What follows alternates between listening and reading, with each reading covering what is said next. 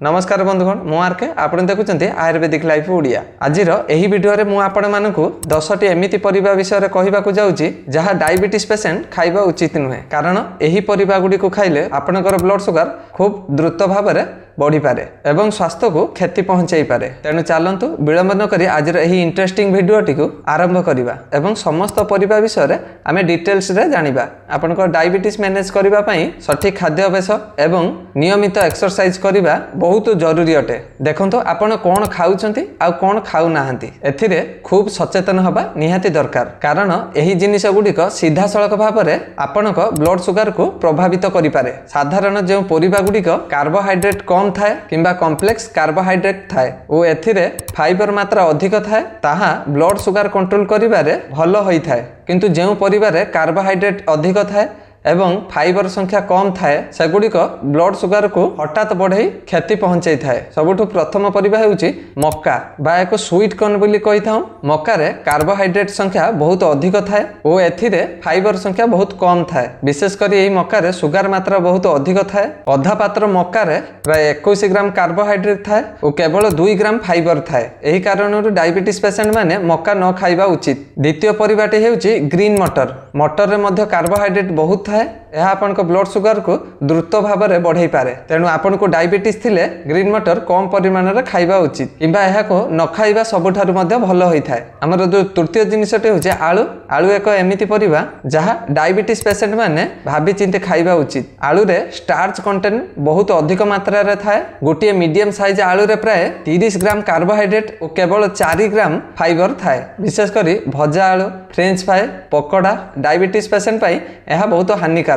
जदि आपण यह को खाइबा को चाहूचंती प्रथमे पानी रे गरम करी तापरे खाइबा उचित बा यह को न खाइले मध्य बहुत भलो होई थाए। हमर चतुर्थ नंबरटी होची कंदमूल बा स्वीट पोटैटो। प्राय लोक कहि थांती एथिरे ग्लाइसेमिक लोड 11.3 दशमिक थाए। यह खाइबा कथा जदि यार ग्लाइसेमिक इंडेक्स कम किंतु ग्लाइसेमिक मध्यम थिबारु यह को बेसी खाइले मध्य ब्लड सुगर बढ़ी पारे।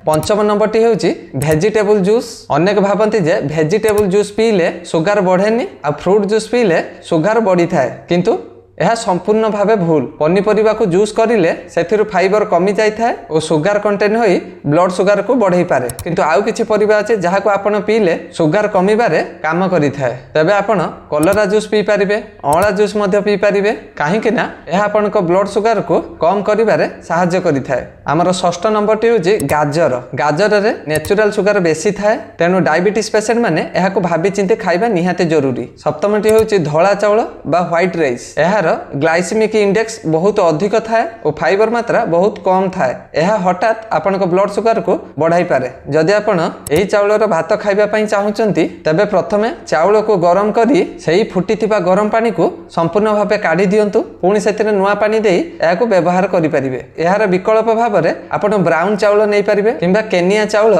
व्यवहार करि परिबे। हमर अष्टम नंबरटी होउची व्हाइट ब्रेड बा धोला पाउरुटी। एहा पनीपरिबा नुहे किंतु एहा वेजिटेरियन माने बहुत अधिक व्यवहार करिथांती आउ एहा अधिक क्षति पहुंचाई थाए आम शरीर को। एही धोला ब्रेड बा धोला पाउरुटी तैयारी करिबा पई चीनी रो अधिक मात्रा व्यवहार करा जाई थाए आउ एहा आपण को अधिक क्षति पहुंचाई थाए। एथिरे कम फाइबर आउ बा बेले बेले अधिक सुगर मात्रा थाए जहा आपण को ब्लड सुगर को शीघ्र बढ़ई थाए। नवम दशम नंबर रे बीट आउ कखार जूस। एही दुईटी रे सुगर और कार्बोहाइड्रेट मात्रा अधिक थाए। बिना नियम न जानी जदि आपण एहा को खाई दियंती किंबा एहार जूस पी दियंती तेबे एहा आपण को ब्लड सुगर को बढ़ई पारे। शेष रे मु एतिकी कहिबा पई चाहूची आपण गुटिए नॉर्मल बा बैलेंस भली डाइट गुटे फॉलो करंतु। जदि आपण बैलेंस डाइट फॉलो करूचंती तबे एही परिबा गुडी को कम परिमाण रे खाइबा उचित। आपण को डाइट रे 10% एही परिबा खांतु और 90% लो कार्बोहाइड्रेट लो ग्लाइसेमिक खाद्य रखिले क्षति कम होई पारे किंतु आपण बेसी परिमाण रे खाइले निश्चय अधिक मात्रा रे आपण को क्षति पहुंचाइबो। आपण ब्लड सुगर